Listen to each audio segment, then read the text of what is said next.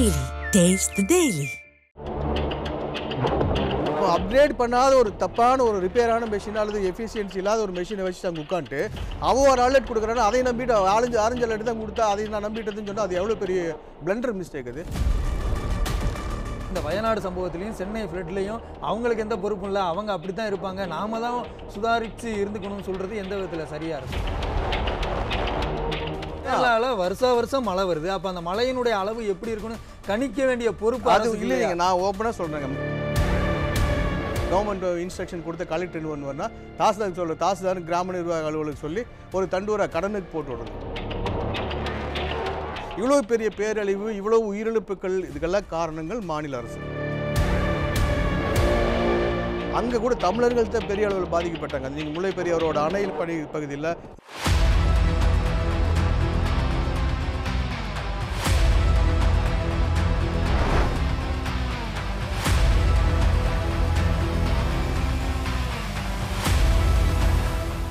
நேயர்கள் அனைவருக்கும் வணக்கம். இது நியூஸ் ஜேவின் சொல்லியடி.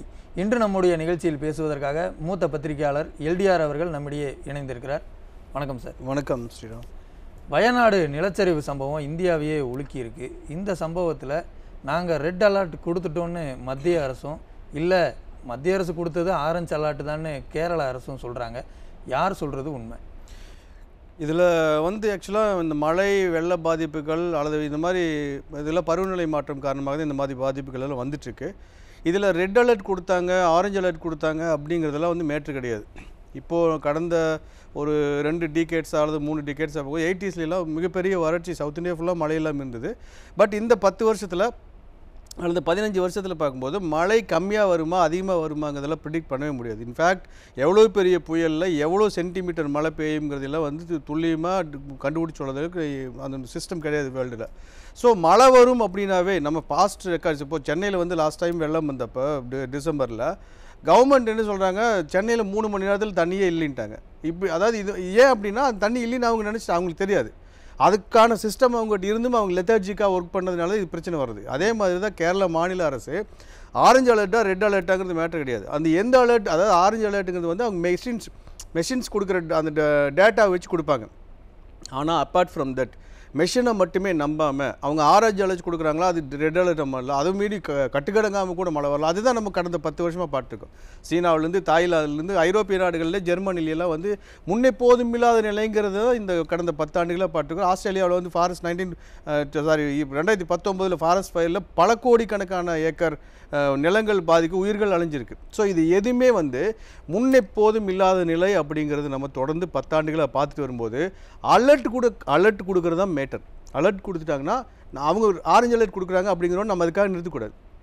ஆரஞ்சு அலர்ட்டுங்கிறது ரெட் அலர்ட் மாதிரிலாம் அதை விட மேலே ஒரு டெல்யூஜ், ஒரு பிரளயம் வரக்கூடிய அளவுக்கு ஆபத்துகள் வரலாம் அப்படிங்கிறது நிதர்சனமாக பார்த்துட்டு இருக்கும்போது சென்ட்ரல் கவர்மெண்ட் ப்ளேம் பண்ணிவிட்டு அலர்ட் கொடுக்கல, அவங்க ஆரஞ்சு அலர்ட் தான் கொடுத்தாங்க அப்படின்னு சொல்லதெல்லாம் லெத்தர்ஜிக்கு போக்கு தான் காட்டுது. கேரளா ஸ்டேட் கவர்மெண்ட்டோட அந்த செயல்படாத ஒரு தன்மை, அவங்களோட ஃபெயிலர் தான் இதே ஒழிய அரசியல் ஆரம்பிக்கிறது தரப்புல இருந்தானே ஆரம்பிக்கிறாங்க. அவங்க சொல்றது மத்திய அரசு அரசியலாவே பண்ணிட்டு இருக்குதுங்க. மத்திய அரசோட ஒர்க்கிங் ஒன்றும் கிடையாது. இவங்க தான் பேசிக்காக பண்ணும். ஒரு ஏரியாவில் இப்போ மழை அப்படிங்கிறது ஸ்டேட் கேரளா, தமிழ்நாடு, ஆந்திராங்கிறதுல பொலிட்டிக்கல் பவுண்டரிஸ். மழைக்கோ இயற்கைக்கோ அந்த பொலிட்டிக்கல் பவுண்டரிஸ் கிடையாது. பட் ஜியாகிரபிக்கல் ஏரியா தான். இப்போ வயநாட்டில் மழை வருது அப்படின்னா கேரளா மாநிலத்துக்கு மட்டும் அது கிடையாது. வயநாட்டிலேருந்து அப்படி அந்த கருக்கள், வானில் இருக்கிற கருக்கள் லைட்டாக இந்த சைடு சாஞ்சுதுன்னா நீலகிரி மாவட்டம், சாம்ராஜ் நகர், அங்கே கர்நாடகாவோட அந்த 2 ஸ்டேட்டுக்கும் பாதிப்பு வரும். இப்போ இதை யார் ப்ரிடிக்ட், இப்போது வயநாடில் மழை வரும்னு சொல்லிட்டாங்கன்னா வயநாட்டில் மட்டும் வரும் அப்படிங்கிறது நம்ம அது சொல்லவே முடியாது. இந்த சைடு மழை வரலாம். அப்படி நீலகிரி மாவட்டத்தில் வந்துச்சுன்னா இப்போ அந்த கூடலூர் தாண்டி இந்த சைடு வந்தால் மசனகுடி எல்லாமே நீலகிரி ஹில்ஸ் வந்துடுது. அங்கே மழை பெஞ்சு அப்பர் பவானியில் வெள்ளம் வரும். கேரளாவில் அட்டப்பாடி பகுதியில் லோவர் பவானி, அங்கேருந்து லோவர் பவானி டேம் இருக்குது, மேட்டுப்பாளையத்தை தாண்டி அதுலேருந்து அந்த ஆறு காவிரியில் கலக்கிற வரைக்கும் எந்த இடத்துலையும் வெள்ளப்பெருக்கு வரலாம். அதுக்கான அலர்ட் கேரளா கவர்மெண்ட்டுக்கு ஆரஞ்சு அலர்ட் கொடுத்துட்டாங்க, நமக்கு எந்த அலர்ட்டும் கொடுக்கல அப்படிங்கிறதெல்லாம் வேக். அந்த ஆர்குமெண்ட்டே தப்பு. தமிழ்நாடு அரசு மத்திய அரசு இந்திய அரசு அலர்ட் கொடுக்குறாங்களே இல்லையே இவங்க அலர்ட்டாக இருக்கணும். இதுதான் நம்ம கடந்த வயநாடு நிலச்சரிவு அப்படிங்கிறது நமக்கு கற்றுக் கொடுத்திருக்கிற பாடம் என்ன? வயநாடு அதை தான் நான் சொல்கிறேன். வயநாடு நிலச்சரிவு மட்டும் இல்லை, உலகம் ஃபுல்லாக இருக்கிற பருவநிலை மாற்றம் காரணமாக நம்ம எதிர்பார்க்காத அளவுக்கு சம்மந்தமே இல்லாமல் மழை பெய்யுறது, வறட்சி வருது, எல்னினோ லானினோ இதெல்லாமே நமக்கு என்ன கற்றுக் கொடுத்துருக்குன்னா, அலர்ட்னு ஒன்று வந்துச்சுன்னா அவன் 10% அலர்ட் சொன்னால் நம்ம 100% அலர்ட்டாக இருக்கணும். இதுதான் நம்ம கற்றுக் கொடுத்துக்கு ஏற்கனவே கற்றுருக்கோம். நம்ம வர்தா புயல் வந்தப்போ, கஜா புயல் வந்தப்போ, இதுக்கு முன்னாடி கேரளாவில் 2018-19 மழை வெள்ள பாதிப்பெல்லாம் வந்தப்பவே அந்த மாநில அரசு கற்று வச்சிருக்குனது. இதை தான் நான் சொல்கிறேன். நான் இது ஃபேஸ்புக்கில் கூட தொடர்ந்து எழுதிட்டு தான் இருக்கேன் நான். ஏன்னா மழை வரும்னு அலர்ட், ஆரஞ்சு அலர்ட் கொடுக்குறாங்கன்னா ஆரஞ்சு அலர்ட் அதுக்கு தான் மழை வரும்னு சொல்ல முடியாது. இப்போது கொச்சியிலையோ எர்ணாகுளத்துலையோ ஒரு புயல் வருதுன்னா அந்த 2 டிஸ்ட்ரிக்ட் மட்டும் சொல்ல முடியும். அப்படி தாண்டி பத்தனம்திட்டா வந்துச்சுனாவே தமிழ்நாடு கவர்மெண்ட் வந்து அலர்ட் கொடுக்கலினாலும் அலர்ட் ஆகிக்கணும். அதுதான் சொல்கிறேன் ஆகல. அதாவது சவுண்டிங் அப்போ இந்த தண்டூரா போகிறது, பவானி ஆற்றோர் மக்கள் எச்சரிக்கையாக இருக்குன்னு கலெக்டர் என்ன பண்ணுவார்னா, கவர்மெண்ட் இன்ஸ்ட்ரக்ஷன் கொடுத்த கலெக்டர் என்ன பண்ணுவார்னா, தாசில்தார் கிராம நிர்வாக அலுவலகம் சொல்லி ஒரு தண்டூரா கடனுக்கு போட்டு விடுறது, கடமைக்கு வேலை செய்யுமா, இதுதான் தப்புங்கிற. அதாவது கவர்மெண்ட் வந்து என்னென்னா ஃபுல் ஸ்விங்கில் கேரளாவில் வயநாட்டில் மழை வரும், ஆரஞ்சு அலர்ட் கொடுத்துருக்காங்க. ஸோ அது கேரளாவுக்கு அப்படியே திரும்பி அங்கே போயிடும் அரபிக்கடலுக்கு அப்படின்னு நினைக்கக்கூடாது. தமிழ்நாட்டுக்கும் வரலாம், கர்நாடகாவுக்கும் போகலாம். இந்த 2 ஸ்டேட் கவர்மெண்ட்டுமே இவங்களும் அலர்ட் ஆகி, இவங்களுக்கு அலர்ட் கொடுக்கலினாலும் அலர்ட்டாக இருக்கணுங்கிறது நம்ம ஏற்கனவே வந்து பேரிடர்கள் நமக்கு கற்றுக் கொடுத்துருக்கிற பாடங்கள். இதை தமிழ்நாடு அரசும் கற்றுக்கல, கேரள மாநில அரசும் கற்றுக்கல. இதுதான் வந்து நான் சொல்கிறது. நான் அரசியல் பேசல, நீங்கள் தெளிவாக தெரிஞ்சுக்கோங்க. இவ்வளோ பெரிய பேரழிவு, இவ்வளோ உயிரிழப்புகள், இதுக்கெல்லாம் காரணங்கள் மாநில அரசு. இதுக்கு மத்திய அரசு நம்ம சொல்ல, மத்திய அரசு அரசியலே பண்ணிட்டு போட்டு அவங்க இங்கே யார் கரெக்டாக இருந்திருக்கணும்? மாநில அரசு தான் இதுக்கு பொறுப்பு. மாநில அரசு தான் கரெக்டான நடவடிக்கைகள் எடுத்துருக்கணும். நடவடிக்கைகள் எடுக்கும்போது இங்கே தேவை மத்திய அரசோட உதவி, இராணுவம் வேணும், எனக்கு வேறு ஏதாவது எனக்கு ஹெலிகாப்டர் வேணும், மிலிட்ரி கொடுத்து எனக்கு ஃபுட் ரிலீஃப் எல்லாம், இதெல்லாம் வந்து சென்ட்ரல் கவர்மெண்ட்டுக்கிட்ட கேட்குறாங்கன்னு தட்ஸ் அப்பார்ட், அது வேறு. பட் இந்த சூழ்நிலையை எதிர்கொள்ள வேண்டிய இடத்துல இருக்கிறது கேரள மாநில அரசு. ஆரஞ்சு அலர்ட் கொடுத்துட்டாங்கன்னா ஆரஞ்சு அலர்ட்டோடு நின்றும் அப்படிங்கிறது இதுதான் இவங்களோட அறியாமை நான் சொல்லுவேன். தமிழ்நாடு அரசு, இப்போ தமிழ்நாட்டில் இருக்கிற திமுக அரசாகட்டு, கேரளாவில் இருக்கிற கம்யூனிஸ்ட் அரசாகட்டு, அவங்களோட லெத்தார்ஜிக் போக, அவங்களோட செயல்படாத ஒரு தன்மையை மத்திய அரசு மேலே பழி போடுறாங்க. சப்போஸ் மத்திய அரசு முதலே வந்து நாங்கள் ஃபீல்டில் இறங்கி ஒர்க் பண்ணுறோன்னு வந்திருந்தாங்க, உடனே இவங்க என்ன பண்ணாங்க, வேறு ஏதாவது டிபார்ட்மெண்ட், இவங்க எங்களோட வேலையை வந்து அவங்க செய்கிறாங்க, எங்கள் மாநில உரிமைகள் பறிபோகுது. மாநில அதாவது சில வேலைகள் பேரிடர்கள் வருகிற பொழுது இதை வந்து தேசிய பேரிடரா அறிவிங்கன்னு மாநில அரசுகள் கேட்கறாங்க. அதை மத்திய அரசு செய்ய மறுக்கிறாங்க. தேசிய பேரிடரா அறிவிக்கிறது, நிதி ஒதுக்க மறுக்கிறாங்க. இந்த குற்றச்சாட்டுகள் வந்து இந்த பாதிப்புகள் உயிரிழப்புகளுக்கு பின்னாடி பேச வேண்டும். நான் என்ன சொல்றேன்னா, இந்த உயிரிழப்புகளை தடுக்கணும் அப்படின்னா மாநில அரசுகள் சரியா செயல்படணும். தமிழ்நாடு அரசு இப்போ வந்து அதாவது என்ன சொல்றேன்னா, கவர்மெண்ட் வந்து பேலன்ஸ் பண்ணி ஒர்க் பண்ணணும். ஒன்னா ஃபுல் ஸ்விங்கில் ஒர்க் பண்ணால் மக்கள்கிட்ட பதட்டம் வந்துடும். மக்களுக்கு பயத்தையும் ஏற்படுத்தக்கூடாது. எதுவுமே வராதுன்னு சொல்லி மக்கள் இப்போ சென்னை வெள்ளத்தில் டிசம்பரில் ஒன்றுமே இல்லைன்னு எல்லாம் வந்து வீட்டில் உட்காந்துங்க, கடைசியில் வீடு பாதி வீடு மூழ்கி நிற்குது. தண்ணியே இல்லைன்னாங்க. வெள்ளம் வந்து மண்டேவே முடிஞ்சு போச்சு. நான் புதன்கிழமை மணிக்கு போகிற துரைசாமி பிரிட்ஜில் 22 அடி தண்ணி நிற்குது. இவங்க என்ன சொல்லிட்டாங்க, சிட்டியில் எங்கேயுமே தண்ணி இல்லைன்ட்டாங்க. நான் போய் பஸ்ஸில் போய் ஆட்டோ போய் காரை போய் எதுவுமே விட மாட்டேன்ட்டாங்க. அப்புறம் இறங்கி நடந்து போய் தண்ணியில் நடந்து போய் அதில் எனக்கு இன்ஃபெக்ஷன் ஆகிக்கா. இது கவர்மெண்ட் சரியான இன்ஃபர்மேஷன் கொடுத்தா, கவர்மெண்ட் சரியாக பிளான் பண்ணியிருந்தாங்க, இந்த பிரச்சனை வந்திருக்காது இல்லையா? நான் அது மாநில அரசு தான் அந்த பொறுப்பில் இருக்குது. இந்த இடத்துல இருந்துட்டு மத்திய அரசு வந்து நிவாரண நிதி கொடுக்கல, அதில் நாங்கள் கேட்குற ஃபண்ட்ஸ் கொடுக்கல. இது வந்து இப்போ தமிழ்நாட்டில் நம்ம சென்னையிலையோ கோயம்புத்தூர்லையோ ஒரு பாதிப்பு வருதுன்னா கலெக்டர் வந்து ஒரு எஸ்டிமேட் போட்டு ஸ்டேட் கவர்மெண்ட் கொடுக்குறாரு, எங்களுக்கு இவ்வளோ ருபீஸ் வேணும்னு, அல்லது இந்த மாதிரி பொருட்கள் வேணும். இது மாநில அரசு முழுமையாக கொடுக்கறதில்ல. அந்த டிஸ்ட்ரிக்ட் லெவலில் இருக்கிற ஒரு இப்போ ஆப்போசிஷன் எம்எல்ஏவோ எம்பிஓ இருந்தாங்கன்னா அவங்க கூப்பிட்டு மாநில அரசு செய்ய மாட்டேங்கிறாங்கன்னு சொல்லிட்டு அதில் என்ன பிரயோஜனம் கேட்குறேன். இவங்க பண்ணாமல் இது லெத்தர்ஜிக்காக இருந்துட்டு இவங்களோட பொறுப்புகளை தட்டி கழிக்கும் விதமாக இந்திய அரசு மீது பழி போட்டுட்டு இருக்காங்க அப்படிங்கிறது என்னோட பார்வையாக இருக்கு. இது எதுக்காக சொல்கிறேன்னா, திருப்பி இதே மாதிரி இதே ஒரு நேரத்துலையும் பேசிட்டு இருக்கிறோம். இப்போ சென்னை ஃப்ளட் வந்தப்போ கூட நான் என்ன பேசினேன், அதுக்கு முன்னாடி வர்தா புயல் என்ன பேசினோம், கஜா புயல் எவ்வளோ பாதிப்பு வந்து இந்த பாதிப்புகள் எல்லாம் வரும் அப்படிங்கிறது முன்கூட்டியே கணிக்க முடியாது. அந்த மாதிரி சிஸ்டம் கிடையாது. ஸோ நம்ம அலர்ட்டாக இல்லை. மாநில அரசு, கேரள மாநில அரசு ஒரு கூட்டம் இல்லை. இப்போ இது ஏன் முடியாது அப்படின்னு இருக்குல்ல, நவீன சாதனங்களை உருவாக்குறதுக்கோ இல்லை அது இருந்தால் அதை வாங்குறதுக்கோ அரசு நடவடிக்கை எடுக்கணும்ல. இல்லை, அதுதான் சொல்கிறது. அதாவது எச்சரிக்கை கொடுக்கறது வந்து இந்திய வானிலை மையம் எச்சரிக்கை கொடுக்குறாங்க. அவங்களுமே வந்து சாதாரண எக்யூப்மெண்ட்ஸ் எல்லாம் வச்சுட்டு உட்காந்துருக்கல. இல்லை, இப்போ சென்னை ஆய்வு மையத்தில் இருக்கக்கூடிய எக்யூப்மெண்ட்ஸ் எல்லாமே ரொம்ப பழசு அப்படின்னு தானே சொல்கிறாங்க. இல்லை, அதுதான் சொல்கிறேன். நான் அதைத்தான் சொல்ல வரேன். ரொம்ப பழைய எக்யூப்மெண்ட்ஸ் தான் இங்கே இருக்குது. புதிய எக்யூப்மெண்ட்ஸ் அப்கிரேட் பண்ண வேண்டியதான மத்திய அரசுடைய வேலை. ரைட், மத்திய அரசு அப்கிரேட் பண்ணல. அப்போ அப்கிரேட் பண்ணாத ஒரு தப்பான ஒரு ரிப்பேரான மெஷின் அல்லது எஃபிஷியன்சி இல்லாத ஒரு மெஷினை வச்சுட்டு அங்கே உட்காந்துட்டு அவன் ஒரு அலர்ட் கொடுக்குறான்னு அதை நம்பிட்டு ஆரஞ்சு அலர்ட் தான் கொடுத்தா அதை நான் நம்பிட்டதுன்னு சொன்னால் அது எவ்வளோ பெரிய பிளண்டர் மிஸ்டேக் அது.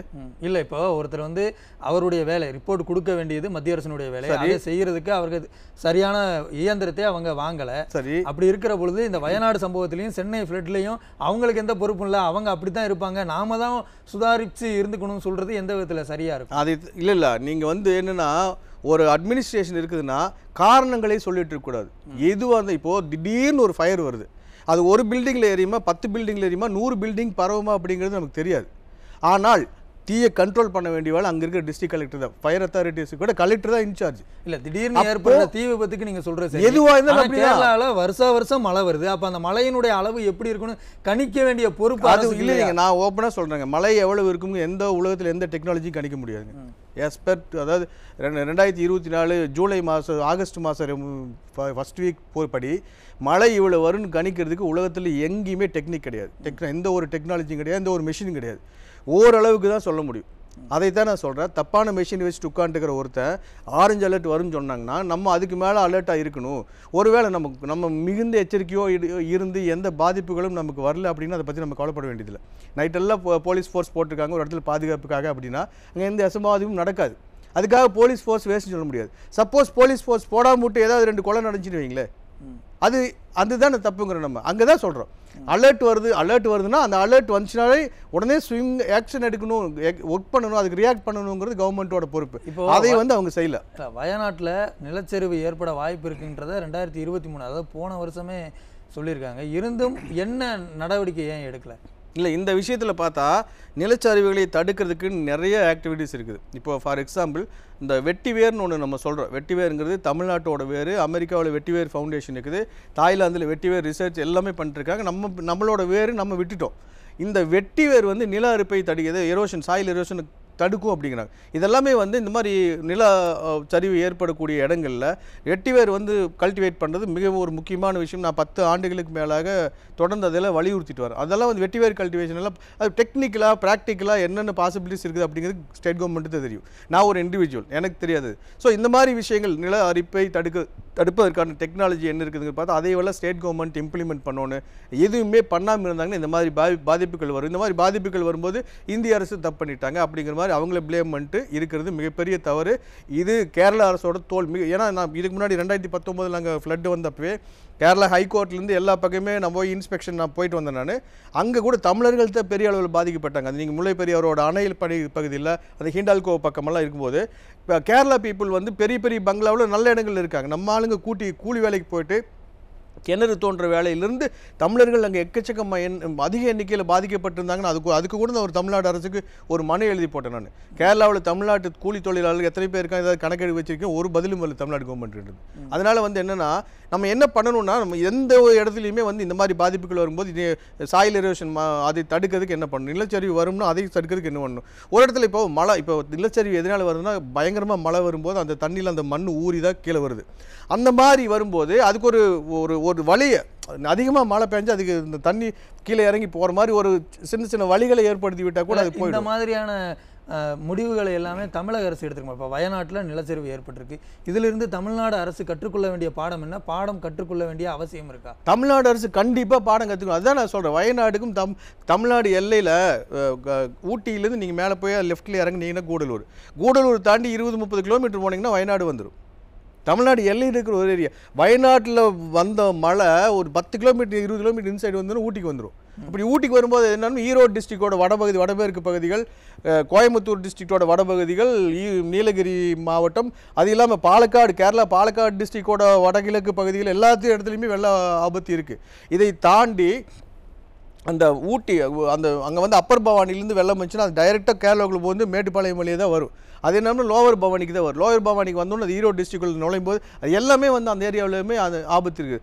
அங்கே வந்து அதுதான் சொன்னேன், அங்கே வந்து ஜஸ்ட் ஒரு தண்டூராக போகிறதோட தமிழ்நாடு அரசு நிறுத்திட்டாங்க. அங்கே இருக்கிற மக்களுக்கு தமிழக அரசு என்ன செய்யணும்? இது தமிழ்நாடு ஆபத்து எதிர்காலத்தில் தமிழ்நாட்டில் ஏற்படாமல் அதை தான் சொல்கிறேன். இப்போ நான் வந்து வெட்டிவேர்னு ஒன்று சொன்னேன்ல, இது மாதிரி பல விஷயங்களை நம்மளோட விஷயங்களே நம்ம மதிக்காமல் இருக்கிறோம். உலகத்தில் யாராவது பெரிய விஷயமா வச்சுட்டு இருக்காங்க.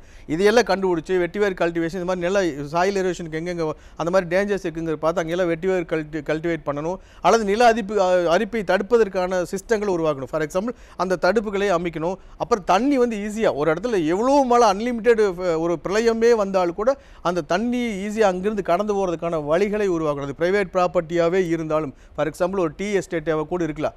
அந்த டீ எஸ்டேட்டுக்குள்ளேயே வந்து தண்ணி போதும், அதுக்கான வழிகளை ஏற்படுத்தி வச்சுருந்தோம்னா ஃப்யூச்சரில் அந்த மாதிரி வரும்போது தண்ணி ஈஸியாக வடிஞ்சு போயிடும். இல்லைன்னா இந்த குதிராமேடுன்னு சொல்லிட்டு திருச்சூர் பக்கம் ஒன்று, அது 2019 ஃப்ளட்டில் வந்து அந்த ஒரு மழையே சரிஞ்சு விழுந்துருச்சு.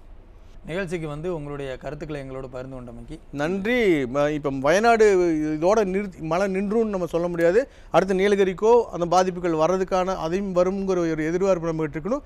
அதே நேரத்தில் பொதுமக்களை பதட்டத்தில் ஆழ்த்தாத அளவுக்கு அவங்க கேஷுவலாகவும் இருக்கக்கூடாது. அவங்க ஒரு அலர்ட்டாக இருக்கிற மாதிரி ஏதாவது ஒரு நடவடிக்கையை மாநில அரசு செய்யணும் அப்படின்னு வலியுறுத்தி இந்த நிகழ்ச்சியிலிருந்து விடைபெறுகிறேன். நன்றி, வணக்கம். நன்றி சார். நன்றி சார். நேயர்களே, மற்றும் ஒரு அமர்வில் மீண்டும் சந்திக்கலாம். நன்றி, வணக்கம்.